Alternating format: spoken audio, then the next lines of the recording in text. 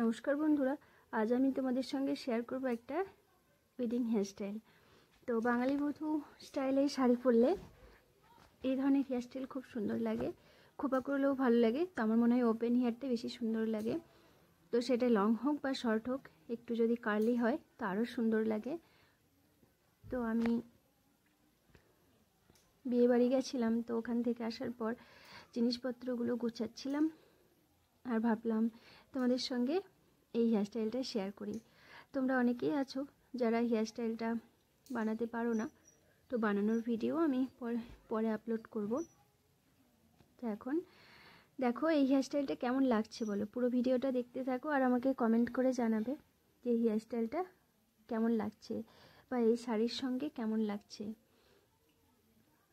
তো অরিজিনাল ফুল লাগালেও সুন্দর লাগে, এমনি গাজরাগুলো লাগালেও সুন্দর লাগে।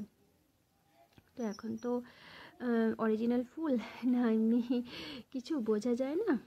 তো দেখো আমরা ফুলটাকে কিভাবে আটকাবো। আমি যদি ফুলটাকে একটু লং করে মানে আটকাই বেশি সুন্দর লাগে। তো গাজরাটা এভাবে আটকানোর পর আরও সুন্দর লাগছে, তাই না? ফাঁকা থাকলে তো খারাপ লাগবে, তাই না? এটা যে কেউ মানে যে কোনো ফুল ইউজ করতে পারো। তো আমার কাছে টাটকা ফুল ছিল না, তাই আমি গাজরাটাই লাগিয়েছি। আর শাড়ি পরার স্টাইলটা কেমন হয়েছে সেটাও কিন্তু কমেন্ট করে জানাবে। আর হেয়ার স্টাইলটা তোমাদের কেমন লাগলো সেটাও কমেন্ট করে জানাতে হবে। আর লাইক কমেন্ট শেয়ার অবশ্যই করতে হবে। আর এই ধরনের ফুল আমরা কিভাবে আটকাবো, তো এই ধরনের ফুল দেখো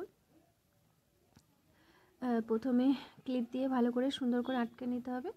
আটকানোর ভিডিওগুলো আমি আপলোড করব, সব কিছু পরপর আপলোড করব, তোমরা পুরো ভিডিওটা দেখবে, সব কিছুই দেখতে পাবে। আর পুরো কালটা যদি আমি পিছন দিকে ফেলে রাখি তাহলে কিন্তু অতটা সুন্দর লাগবে না। তাই যাদেরই যেরকমই হেয়ার থাকুক না কেন, কিছুটা সামনে কিছুটা পিছনে এভাবেই কিন্তু নিতে হবে, তবেই আরও সৌন্দর্যটা আরও বেড়ে যাবে। আর কার কার কার্লি হেয়ার পছন্দ সেটাও কমেন্ট করে জানাবে। চলো পুরো ভিডিওটা দেখতে থাকো।